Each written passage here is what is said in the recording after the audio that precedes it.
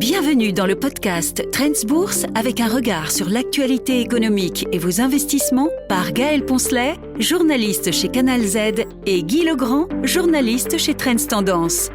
Ce podcast vous est présenté avec le précieux soutien de ING. Bien le bonjour, bienvenue dans ce nouveau numéro de Trends Bourse, une petite demi-heure pour décrypter l'actualité des marchés. Bonjour Guy Legrand. Bonjour Gaël. Alors c'est inévitable Guy, on ne peut pas parler d'actualité des marchés sans parler des États-Unis en ce moment, et les marchés qui ont connu une petite secousse il y a quelques jours avec ce qu'on peut clairement appeler une alerte sur les obligations américaines. Mais oui, une alerte clairement. Alors il faut peut-être quand même ne pas aller trop loin, ne pas pousser le bouchon trop loin. Le taux américain à 10 ans, le 10 ans c'est le long terme partout dans le monde, le taux américain à 10 ans n'a pas bougé, il est à 4,5, 4,6, à peu près comme il y a un an, mais il vient de 4,8 en janvier. Donc là, il y a eu une détente des taux et cette détente n'est pas remise en cause, il n'y a pas de souci de ce côté-là. Entre parenthèses, même chose pour le court terme, les treasuries à 1 an n'ont pas bougé non plus, elles sont en baisse même sur 1 an. Ce qui a posé problème, là où il y a eu une alerte, c'est le 30 ans. L'obligation américaine à 30 ans, qui est moins suivie aujourd'hui que naguère parce que les États-Unis ont interrompu les adjudications de 30 ans pendant longtemps, donc c'est un petit peu passé au second plan. Mais enfin, tout de même, le mercredi 21 mai, donc la semaine dernière, quand le taux du 30 ans a flambé tout à coup à 5,09%, ça a fait l'actualité parce que c'était quand même très spectaculaire. Ce taux a monté de 0,1% en un jour. Alors, 0,1%, pour ceux qui ne connaissent pas le marché, ça peut paraître insignifiant, mais pour un rendement obligataire en une journée, c'est énorme. Il y a vraiment eu quelque chose. Et ça a d'autant plus été spectaculaire que on n'est pas revenu au niveau d'il y a 1 an. On est revenu au niveau d'il y a 2 ans. C'était le sommet de l'automne 23, 5,09%. On dit, bon, attendez, qu'est-ce qui se passe là ? Ce qui se passe, c'est que on observe une certaine méfiance à l'égard des obligations américaines et pour rester au niveau du marché, le problème, le 21 mai, encore une fois, c'est l'adjudication des obligations à 20 ans. En principe, l'État américain vend ses obligations sans aucun problème. Ce jour-là, on a constaté que la demande était très faible. Une demande faible pour un produit qui était considéré comme le plus sûr du monde, forcément, là, on peut parler d'alerte. Oui. Mais je suppose évidemment qu'il n'y a pas que ce problème d'obligation, il y a peut-être des fondamentaux derrière là aussi. Mais il y a des fondamentaux, oui, absolument. On notera quand même, de manière peut-être un peu plus anecdotique, l'abaissement de la notation donc, des États-Unis par Moody's, intervenu à la mi-mai. Anecdotique, ça reste important quand même. Ça reste important. C'est un mauvais signal. Oui, tout à fait, c'est un très mauvais signal. Ce qu'il y a, c'est que c'était un peu attendu, même beaucoup attendu. Et puis surtout, les 2 autres agences de notation avaient déjà abaissé la note des États-Unis. Donc Moody's restait le seul qui attribuait aux États-Unis la note AAA. C'est devenu donc AA1, mais chez Standard & Poor's et Fitch, c'était déjà AA1. Et pour Standard & Poor's, la dégradation date de 2011. Donc, ça n'a pas été un coup de tonnerre immense, mais enfin, voilà, les États-Unis n'ont plus leur AAA chez personne. C'est quand même pas négligeable, comme vous le dites, effectivement. Mais non, il y a un autre élément fondamental, plus fondamental, c'est le budget américain qui poursuit son chemin au Congrès. Et là, il y a un souci, c'est que ce budget est quand même plein de dépenses et moins de recettes. Donc, il va augmenter l'endettement des États-Unis de 3 300 milliards de dollars dans la dizaine d'années qui vient, ont calculé les économistes. Cet endettement est pour l'instant de 36 000 milliards. Donc, ça fait un petit dixième en plus. À première vue, c'est pas colossal. Ouais, ça s'aggrave. Et notons 2 choses. Moody's, pour abaisser la note des États-Unis, avait relevé que le déficit budgétaire, qui était de 6,4% l'an dernier, c'est déjà pas rien, passerait à 9% cette année. 9% pour un pays développé comme ça, c'est beaucoup, c'est même énorme, il faut oser le dire.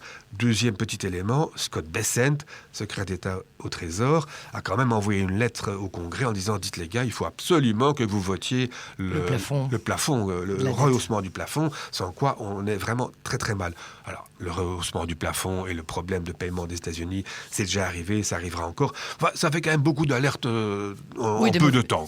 Des mauvais signaux, évidemment, qui ne rassurent pas les marchés et qui éloignent la confiance des investisseurs de ce côté-là. Par contre, ça a fait plaisir à d'autres type d'investisseurs, ce sont ceux de la cryptosphère, puisque là, on a vu un bitcoin qui est repassé de 80 000 à plus de 100 000 $ en quelques heures. Ah oui, absolument. Et c'est toujours le 21 mai, c'est une date considérable dans l'actualité récente, c'est toujours ce fameux 21 mai, adjudication du 20 ans qui est pas bon et le 30 ans qui flambe, que le bitcoin, pour ne citer que lui, a fusé à 111 000 $. C'est un record absolu, un nouveau record absolu, il n'arrête pas de grimper. Maintenant, cette alerte sur les obligations est un élément peut-être, oui. Enfin, on imagine mal que les grands... J'allais dire, ça veut dire quoi? Tout le monde a pris ses sous d'obligations pour aller les mettre dans la crypto? Mais c'est pas possible, ça. Hein. Disons que les fonds de pension et autres assureurs n'ont certainement pas dit les 15 milliards que je voulais consacrer aux treasuries, je vais les consacrer au bitcoin, ça n'est pas possible. Mais il n'empêche qu'il y a deux choses à relever. C'est que d'une part, comme pour le budget d'ailleurs, il y a une reconnaissance officielle des crypto-monnaies qui avance aux États-Unis. On sait que Trump y est favorable, surtout qu'il a lancé une lui-même. Hein. On a rarement vu un président qui se faisait lire pour gagner du pognon. C'est un peu surréaliste, bon, soit. Mais il y a aussi une reconnaissance qui progresse du côté des acteurs financiers. Le patron de JP Morgan, Jamie Dimon, était contre, il ne croyait pas du tout au Bitcoin, il n'y croit toujours pas peut-être d'ailleurs. N'empêche que JP Morgan, comme d'autres banques, accepte de plus en plus le Bitcoin et de le traiter pour ses clients, etc., etc. Donc le Bitcoin, c'est vrai, a gagné en crédibilité. Maintenant, sans dire s'il faut acheter ou s'il faut vendre, rappelons quand même, il a doublé en un an, qu'on ne s'appauvrit jamais véritablement en prenant une petite partie de ses bénéfices, on va dire. C'est un conseil à prendre. Alors, autre secteur qui a été un peu mis en lumière par, entre autres, ce budget, c'est celui de la défense.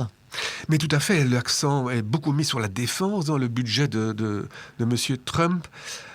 De grosses dépenses là-dedans. Alors du coup, bien entendu, les analystes se sont dit, voyons... Il y a des choses à faire. Il y a des choses à faire, absolument. Il y a sûrement des actions à acheter. Surtout qu'on a vu l'envol des actions de défense en Europe, avec ce Rheinmetall allemand en particulier qui a fait de mémoire x15 en 2 ans, quelque chose de ce genre-là.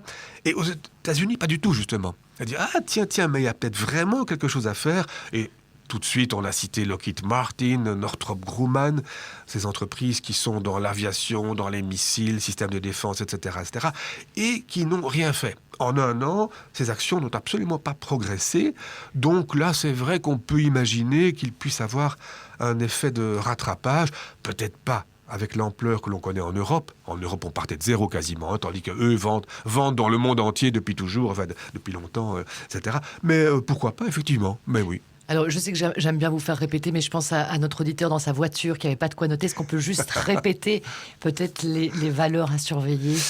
Ce sont les deux grosses valeurs de défense américaine, Lockheed Martin et Northrop Grumman. Voilà, 2 noms donc à retenir. Un autre, mais là par contre c'est beaucoup plus spéculatif, c'est Palantir. Oui, Palantir a également été cité, mais c'est tout à fait autre chose. Ça, ce n'est pas une valeur de défense. Palantir a vraiment le vent en poupe ces dernières années, et c'est le moins qu'on puisse dire. Palantir était dans les bagages du président américain quand il était au Moyen-Orient, tout comme Boeing d'ailleurs. Palantir est une entreprise très particulière. C'est une entreprise d'analyse des données, fournissent des systèmes qui permettent aux entreprises et aux organismes d'analyser les données. C'est dopé bien sûr à l'intelligence artificielle. C'est une entreprise qui connaît un succès phénoménal. Le cours a fait x6 en un an. Une entreprise très controversée aussi parce que, c'est connu, c'est officiel, parmi les fondateurs de l'entreprise, il y a quelques années à peine d'ailleurs, il y avait un fonds de venture capital, appelons-le comme ça, de la CIA. Donc ils sont très proches non seulement du gouvernement américain, mais même des services d'espionnage américains, d'où de grosses réserves en Europe, on s'en méfie comme de la peste, on refuse de signer des contrats. Certains contrats ont été dénoncés d'ailleurs. Bon, en attendant, c'est une success story remarquable. Le cours a fait x6 en un an, comme je l'ai dit. Prévisions 2025 sont excellentes. La rentabilité est excellente. Maintenant, la capitalisation a atteint aujourd'hui 250 milliards et le cours bénéfice est de 200. Honnêtement, je crois qu'il est un peu difficile de recommander une valeur aussi chère que celle-là, parce qu'enfin, on voit tous les jours que les valeurs très chères finissent un jour par connaître un accident. Elles sont très fragiles, en effet, comme faire le luxe. Eh bien voilà, on notera ça aussi dans notre petit calepin. Tant qu'on est dans l'actualité donc des marchés et qu'on parle de mise en lumière, il y a un secteur qui a fait beaucoup parler de lui, mais là pour le coup pas vraiment bien, c'est le secteur du luxe. Oui, et de manière un peu paradoxale, s'il y a eu une alerte sur le secteur du luxe la semaine dernière, c'est à cause d'une entreprise qui n'est pas cotée, mais qui mais qui est emblématique d'abord, et qui publie ses résultats depuis quelques années déjà maintenant. Quel suspense. Quel suspense. Oui, c'est Chanel. Ah. Voilà. Héritage de cette chère Coco, Gabrielle de son vrai prénom, qui est aux mains des frères Wertheimer, qui lui ont racheté ça il y a bien longtemps déjà. Les résultats 2024 ne sont pas folichons, c'est le moins qu'on puisse en dire. Chiffre d'affaires en baisse de plus de 5%. Parenthèse, à 18,7 milliards. C'est plus qu'Hermès qui est à 15 milliards. C'est beaucoup moins que LVMH qui est à 20 milliards, mais par trimestre et pas par an. Bon. Donc Chanel est bien connu, mais c'est une grosse boîte aussi, chiffre d'affaires supérieur à celui d'Hermès. Donc bref, bénéfice net, lui, est en baisse de 28%, chute beaucoup plus importante que celle du chiffre d'affaires. On sait que c'est toujours un mauvais signe, tout comme l'inverse est un bon signe. Et l'excédent de trésorerie, ce qui est suivi de très près par certains analystes, moins 2/3. Donc, visiblement, le secteur du luxe n'est pas tout à fait tiré d'affaires, pas tout le monde en tout cas. D'ailleurs, l'alerte a valu pour Hermès, qui pourtant se porte bien, qui a signé un très bon exercice 2024, on en a parlé à l'époque. Hermès a chuté de 8% la semaine dernière. Visiblement, Chanel a vraiment jeté un froid. Tout le monde vers le bas. Mais tout le monde, oui. Alors, on peut quand même constater que dans le secteur du luxe, il y a une grande diversité. J'ai l'impression que tout le monde s'en sort pas de la même manière. Non, pas du tout. Et c'est quand même la grande leçon de ces derniers trimestres, on va dire. Notons au passage quand même que le secteur du luxe rencontre un petit problème, pour ne pas dire un gros problème, et justement, certains sont sans doute plus touchés que d'autres, c'est que il n'y a pas seulement la contrefaçon à laquelle il doit faire face. Il y a maintenant ce que les anglo-saxons appellent les dupes, c'est-à-dire des imitations légales, enfin, on va dire à la limite de la légalité. Ces dupes, ce sont des produits qui ressemblent aux produits emblématiques du luxe. Et ça ne se vend pas dans la rue en catimini. Walmart, premier distributeur américain, a lancé un sac qui ressemble fort au fameux Birkin d'Hermès, mais qui se vend $78 au lieu de 12 000. Donc voilà un gros problème auquel ils font face. Et ceci, mine de rien, visiblement, pour les professionnels du luxe, ça ajoute à la méfiance à l'égard du secteur. Mais bon, comme vous le disiez, on constate de grosses différences. Donc Hermès, moins 8% la semaine dernière, alors que ce groupe se porte à merveille jusqu'ici. Richemont, qui est une valeur qui s'est bien défendue, la semaine précédente, plus 14%, c'est quand même assez fabuleux. Alors, sur un an, Richemont est à plus 9%, Hermès plus 8%, LVMH moins 37%, Kering moins 48%, Prada moins 22%. Donc oui, le secteur du luxe, ce n'est plus du tout un secteur relativement homogène comme il a longtemps été. On notera même pour la petite histoire Burberry qui est assimilé au luxe plus ou moins, Burberry qui va très mal depuis longtemps, moins 36% sur 5 ans, mais plus 36% sur un mois. Valeur spéculative aujourd'hui. Donc le luxe est devenu très diversifié et je dirais que celui qui s'intéresse au luxe en se disant que c'est peut-être le moment d'entrer, s'il veut être prudent, il faudrait quand même plutôt voir un ETF sur le stock luxe ou alors un fonds diversifié parce que visiblement en visant une valeur on risque quand même de se tromper pas mal ou alors plus risqué, plus spéculatif, LVMH, une entreprise très maligne. Bernard Arnault est un homme qui a fait de Vuitton une société bien plus importante qu'elle ne l'était, tout en gardant son image. On peut se dire qu'à 20 fois les bénéfices, l'action LVMH pourrait bien constituer une occasion d'achat, pourquoi pas. Vous venez de dire qu'elle avait plongé. Oui, mais justement, elle est devenue bon marché. Elle est en solde, en fait. Elle est un peu en solde, elle est même pas mal en solde. Or, c'est vrai que LVMH, sur le long terme, se défend bien. Voilà, ils n'ont pas perdu la main, à mon avis, chez LVMH. Pourquoi pas l'acheter au cours actuel à peu de choses près? À surveiller en tout cas.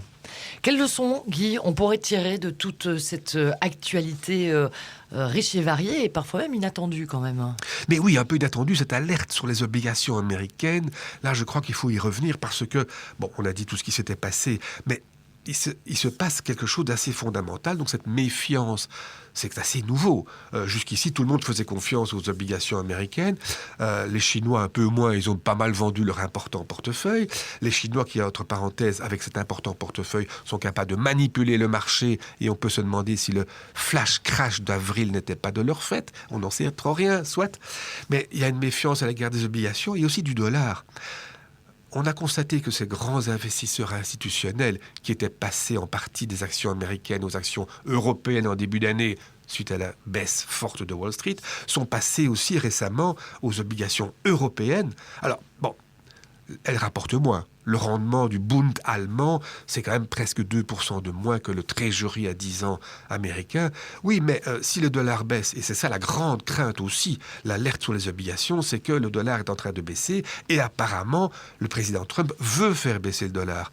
Alors, si c'est pour perdre 3% par an en capital, à cause du dollar, bien c'est encore rentable de se contenter de 1,5% ou 2% de moins en rendement. Il y a donc ici un pivot important, et ça, l'investisseur particulier doit retenir la leçon. Attention, pour des valeurs un peu stables qui ne vont pas s'envoler, le dollar qui baisserait de 3% par an, voire plus, il faut en tenir compte. Et ne pas se laisser attirer par l'appât du gain, finalement. Ce qui paraît sur le papier mieux.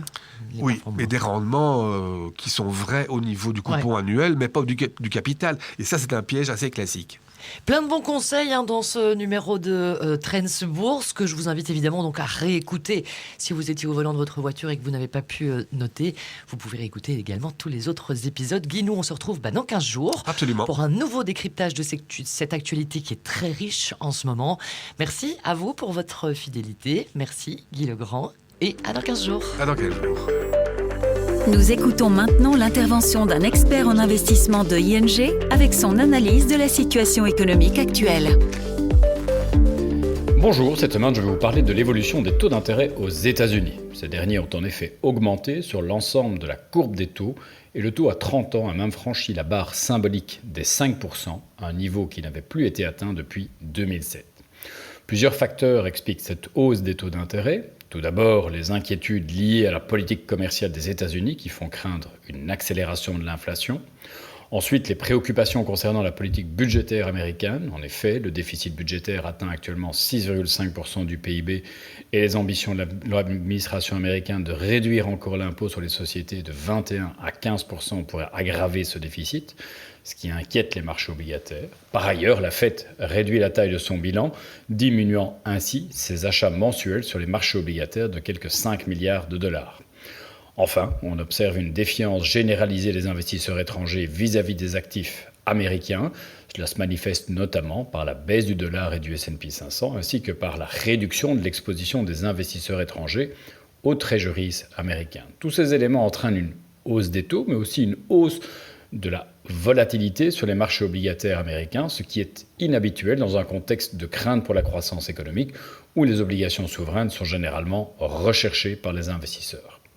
Cette situation est évidemment délicate pour la Réserve fédérale américaine qui doit prendre en compte à la fois l'impact négatif de la politique commerciale sur la croissance économique, mais aussi les pressions inflationnistes que celle-ci pourrait engendrer. Dans ce contexte, chez ING Investment Office, nous avons choisi de privilégier dans notre portefeuille des indices obligataires libellés en euros, ce qui nous protège des tensions sur les taux américains. En effet, aucune contagion n'a été observée en Europe jusqu'à présent, les taux ayant plutôt eu tendance à baisser ces derniers jours de ce côté de l'Atlantique. Nous privilégions également les obligations d'entreprises de bonne qualité libellées en euros. Celles-ci présentent l'avantage d'avoir des maturités plus courtes, généralement comprises entre 4 et 6 ans, ce qui nous permet de mieux bénéficier de la baisse des taux des banques centrales. Par ailleurs, à l'heure où les marchés s'interrogent sur la soutenabilité de la dette publique, en particulier celle des États-Unis après la dégradation de leur note de crédit par l'agence Moody's, il est intéressant de constater qu'au niveau des entreprises, les fondamentaux se sont améliorés ces dernières années, entraînant une hausse de la note moyenne des entreprises investment grade. En conclusion, si la prudence reste de mise sur les marchés obligataires, nous estimons qu'une gestion active axée sur les marchés obligataires européens, tant souverains que d'entreprises de bonne qualité, devrait permettre de traverser cette période de turbulence de manière relativement sereine. Voilà pour cet épisode du podcast Trends Bourse. Vous trouverez plus d'astuces, de conseils et d'analyses pour vos investissements chaque semaine dans Trends Tendance. Ce podcast vous est présenté avec le précieux soutien de ING.